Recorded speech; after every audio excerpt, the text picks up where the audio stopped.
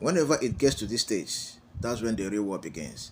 One Russia Akhmat commander, the Akhmat commander in Russia, the Chechen warriors, one of their commander made a statement. He said that Russia Federation should give Iran everything they need to defend herself.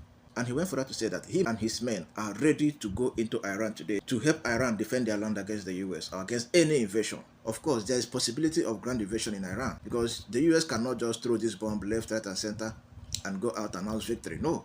Remember, the US and Israel has objectives for starting this war. Some of these objectives are regime change operation in Iran, dismantling Iran nuclear programs, also destroying Iran missile capabilities. And there is no how they will achieve this without going deep inside Iran. The US and Israel throwing bombs in Iran left, right, and center is just to cause mass civilian casualties. That's all. That's the result they're going to get from throwing these bombs and missiles all over the places in Iran. But as for achieving the main objective of this war, which is regime change operation, destroying Iran missile capabilities, and dismantling Iran nuclear programs, they need to put men on the ground in Iran. And that is when the war will get very much interesting. For some of you saying, where is Russia, where is China, why can't they join and support Iran? The truth is that these guys have been doing their job on the ground. They must not come out to say, because Iranian military are fighting back. They are still in control of their missiles, of their bombs, of their drones. They are expert in all this field, and they are using it very, very well this time around. But in the course of ground invasion, that's when allies can now deploy troops. That's when you see real combat confrontation.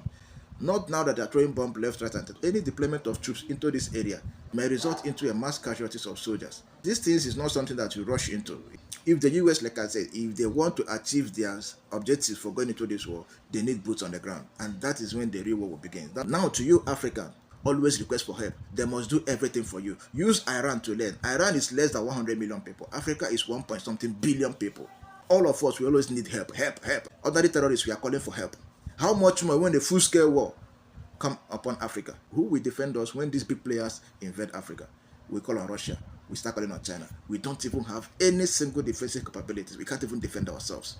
Iran is proving a point. Even if we cannot win you, we will cut you deep.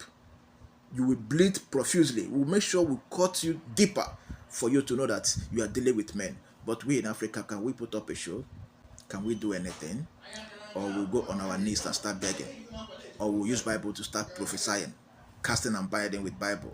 Meanwhile, they are using missiles, they are using bullets, they are using fighter jets, they are using drones to come to attack us. We are using Bible, ordinary book. Wake up.